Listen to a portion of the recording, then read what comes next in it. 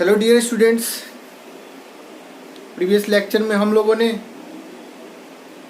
AMGM method से range निकालना सीखा था, जिसमें हम लोगों ने 2 क्वेश्चंस किए थे।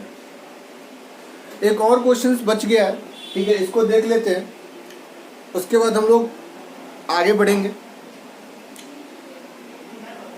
तो देखिए यहाँ पर AMGM मेथड अप्लाई करने से पहले 2-3 चीज़ देखना होता है। वो क्या कि यहाँ पर x4 8/x² है और 7 को तो भूल ही जाओ, वो कांस्टेंट है, ठीक है, उसकी बात नहीं करते हैं, ठीक है। जहाँ पर इंडिपेंडेंट वेरिएबल्स है x4 और 8/x², इसकी बात कर लेते हैं। तो ये दोनों पॉजिटिव क्वांटिटी है, ठीक है, पहली बात। तो AMGM मेथड अप्लाई करने का पहला साइन हमको मिल गया, दोनों पॉजिटिव क्वांटिटी है। दूसरा साइन क्या है कि यहाँ पर x4 + 8/x², ठीक है, ये वेरिएबल्स, ठीक है, आपको कैंसिल्ड हो जाने चाहिए, ठीक है, क्योंकि इसमें अगर कांस्टेंट पार्ट को छोड़ दो तो ये दोनों वेरिएबल्स आप जो देख रहे हो ये कैंसिल्ड हो जाने चाहिए, ठीक है, एक दूसरे के रेसिप्रोकल होने चाहिए। लेकिन यहाँ पर ऐसा नहीं हो रहा है ना, यहाँ पर ऐसा नहीं हो रहा है। तब हम लोग यहाँ पर क्या करेंगे, ठीक है। तो ये वाला जो चीज़ हम लोग बोले थे कि 2 साइन होता है हम लोग का, एक दोनों पॉजिटिव क्वांटिटी होना चाहिए, दोनों यहाँ पर दोनों टर्म्स पॉजिटिव क्वांटिटी होने चाहिए, और दूसरा, ठीक है, अगर कांस्टेंट पार्ट को छोड़ दिया है तो रेसिप्रोकल होना चाहिए। तो यहाँ पर तो ऐसा हो नहीं रहा है, तो हम लोग का सेकंड जो हम लोग बात करें वो तो इस हिसाब से गलत हो गया। लेकिन क्या हम इसको इस तरह से एक्सप्रेस कर सकते हैं जिससे हम लोग AMGM मेथड अप्लाई कर सकें? तो एक ट्राई करते हैं, ठीक है। इसको हम लोग स्मार्ट क्वेश्चंस बोल सकते हैं, जो थोड़ा हम लोग का जो मेथड है, ठीक है, दो हम लोग स्टेप बताए थे, ठीक, कि हाँ ये दोनों स्टेप्स अगर फुलफिल हो जाता है तो हम AMGM मेथड अप्लाई कर सकते हैं। लेकिन जो बढ़िया क्वेश्चंस होते हैं, ठीक, उसमें थोड़ा सा अलग दिमाग लगाना पड़ता है। तो यहाँ पर देखिए, यहाँ पर हम लोग इसको ऐसे लिख सकते हैं,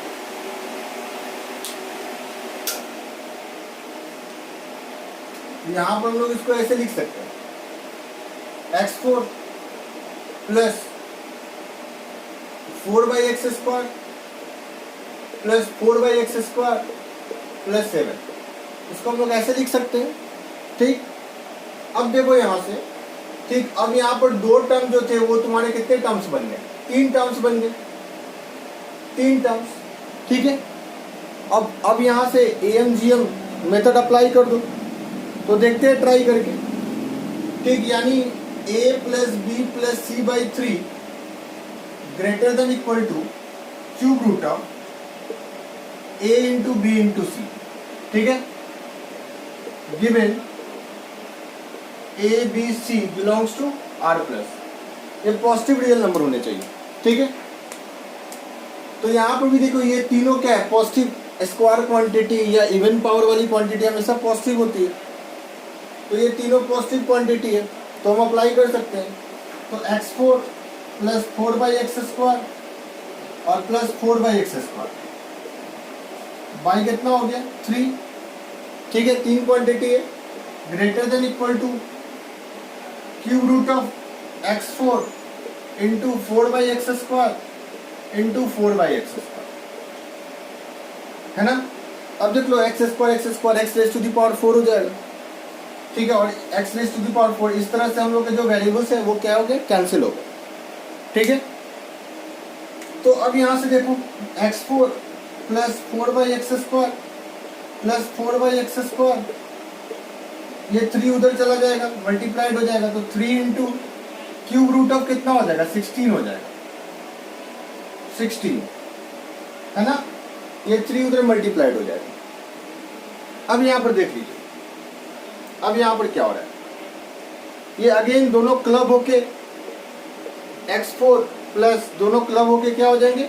8/x²। अब इनका क्लबिंग कर दो, ये हो गया हम लोग का 3 × > 3 × क्यूब रूट ऑफ 16, है ना, यानी 16 ⁻⁴ है ना। अब इसको हम लोग क्या लिख सकते हैं? 2 की पावर में एक्सप्रेस कर दो, या तुम इसको ऐसे भी लिख दो ना, 2⁻⁴ 1/3, या तुम इसको ऐसे भी लिख सकते हो, ठीक है, इसको तुम लोग ऐसे भी लिख सकते हो 8 raise to the power 1/3 2 raise to the power 1/3, है ना। और ये कितना हो जाएगा 2 हो जाएगा, 8 रेज टू द पावर 1/3 2 हो जाएगा, और ये क्यूब रूट ऑफ क्या हो जाएगा 2। तो यहाँ से 6 इंटू क्यूब रूट ऑफ क्या हो गया 2 हो गया, है ना, 6 इंटू क्यूब रूट ऑफ 2। तो इस हिसाब से बोल सकते हैं कि ये जो है हम लोग का, ठीक। अब देखो यहाँ तक तो आ गया, तो ये चीज यहाँ पर मैं लिख देता हूँ x4 प्लस 8/x स्क्वायर, ठीक है, ये बिलोंग्स टू क्या हो गया हम लोग का 6 इंटू क्यूब रूट ऑफ 2 से क्या हो गया हम लोग का प्लस इंफिनिटी। अब इसमें तुमको क्या ऐड कर देना है 7 ऐड कर देना है, तो 7 ऐड कर दो तो इधर भी 7 ऐड हो जाएगा। तो x4 प्लस 8/x स्क्वायर और प्लस क्या हो गया हम लोग का 7, दिस बिलोंग्स टू क्या हो जाएगा हम लोग का 6 into cube root of 2 plus 7 से क्या हो जाएगा प्लस इंफिनिटी। ये हम लोग का क्या हो जाएगा आंसर हो जाएगा, ठीक है। तो इसकी जो लिस्ट वैल्यू है, ठीक है, ये जो फंक्शन है हम लोग का, इसकी जो लिस्ट वैल्यू है, अगर लिस्ट वैल्यू की बात कर लूँ, पहले इसको नोट कर लूँ।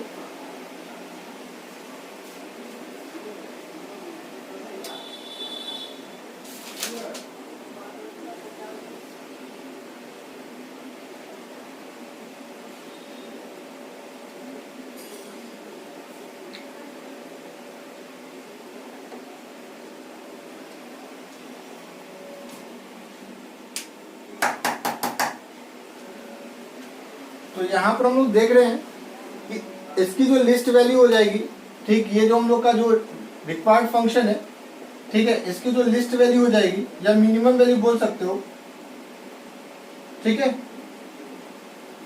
वो कितना हो जाएगा हम लोग का 7 plus 6 into cube root of, या 6 क्यूब रूट ऑफ क्या हो जाएगा 2 हो जाएगा, है ना। ये फंक्शन की लिस्ट वैल्यू हो जाएगी, ठीक है। तो ये रहा हम लोग इन्फिनिटी में 7 ऐड करेंगे तो इससे कोई फर्क पड़ेगा नहीं, तो पहला वाला में 7 ऐड कर दो तो हम लोग का, ठीक है, आंसर आ गया इसका। तो इस फंक्शन का रेंज देख सकते हैं, ठीक है, ये रहा हम लोग का, ठीक, और मिनिमम वैल्यू या लिस्ट वैल्यू इसकी ये रही, ठीक है, ये हम लोग का रेंज हो गया।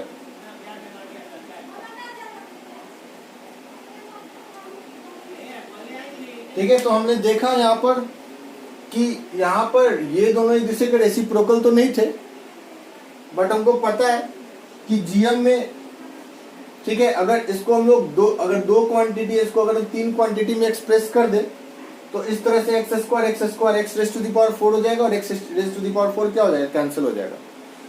तो इस तरह से वेरिएबल्स हम लोग का क्या हो जाएगा, ठीक है, कैंसिल हो जाएगा, हम लोग का न्यूमेरिक वैल्यू बच जाएगा।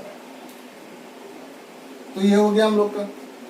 तो कुछ क्वेश्चंस ऐसे होते हैं जिसमें हम लोग को थोड़ा आउट ऑफ द बॉक्स जाके सोचना होता है, ठीक है। एक साइन तो मिल रहा था कि हम यहाँ पर दोनों क्वांटिटी पॉजिटिव थी, एक साइन तो मिल रहा था EMGM मेथड अप्लाई करने का, बट दूसरा साइन नहीं मिल रहा था, ठीक है, दूसरा साइन नहीं मिल रहा था।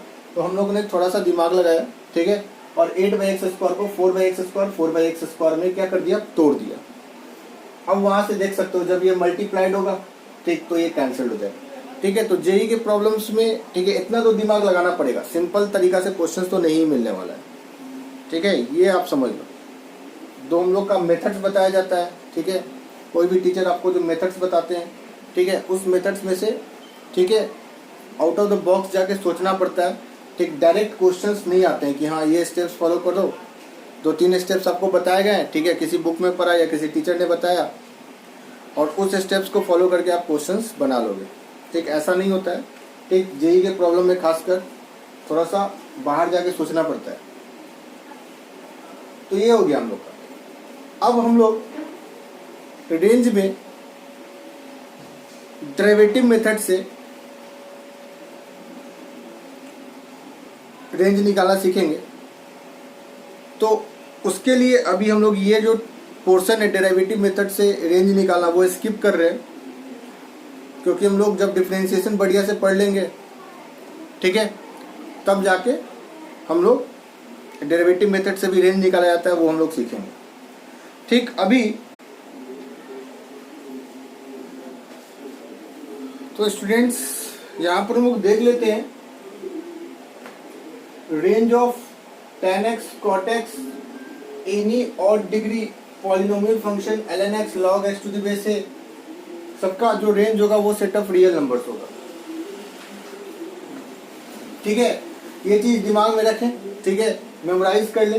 हालांकि tan x cot x ln x और log x to the base है, ठीक है, इसका ग्राफ देखें, आप ग्राफ देखें, ठीक है, आपको ग्राफ तो मैंने करवाया ही है, तो मैंने इसके ऊपर पहले भी डिस्कस कर रखा है। ठीक है, तो एक चीज दिमाग में रखें कि हाँ, ये जो भी है हम लोग के फंक्शन एक साथ दिमाग में रख ले, इनका जो रेंज होता है वो हमेशा सेट ऑफ रियल नंबर्स होता है, मेमोराइज कर ले। ठीक है, अब देखिए यहाँ पर any odd degree polynomial function, ठीक है, यहाँ पर ऑड डिग्री पॉलिनोमियल फंक्शन का रेंज हमेशा आर होता है। यहाँ पर ये बोला गया, जैसे सपोज कर लीजिए इसका रेंज पूछे आपसे x³ - 2x + 1, ठीक है, ये पॉलिनोमियल फंक्शन है, ठीक है, जिसका डिग्री क्या है 3 है, जो कि ऑड नंबर है। ठीक है, तो इस ये ऑड डिग्री पॉलिनोमियल फंक्शन है, तो इनका रेंज क्या होगा, आर होगा, सेट ऑफ रियल नंबर्स। या उसी तरह से आप x5 - 2x² + 2x ले लो, ये भी हम लोग का क्या है, ये भी देख सकते हो, ये पॉलिनोमियल ऑड डिग्री है, तो इसका भी रेंज क्या होगा, हम लोग का आर होगा। तो जब भी आप, ठीक है, एक ऐसा पॉलिनोमियल फंक्शन देखें जिसका जो डिग्री है वो ऑड नंबर है, तो उसका रेंज हमेशा सेट ऑफ रियल नंबर्स होता है। ठीक है, तो ये चीज दिमाग में रख लें। ठीक है, नोट नंबर 2 में, ठीक है, ऑड डिग्री पॉलिनोमियल फंक्शंस की तो बात कर दी। अब जैसे मान लीजिए अब इवन डिग्री के बारे में क्या है, तो an even degree polynomial function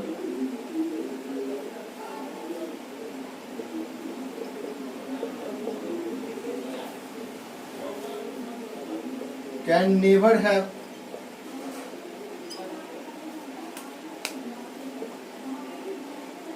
range as r। ठीक है, इवन डिग्री पॉलिनोमियल फंक्शन का रेंज कभी भी सेट ऑफ रियल नंबर्स नहीं हो सकता।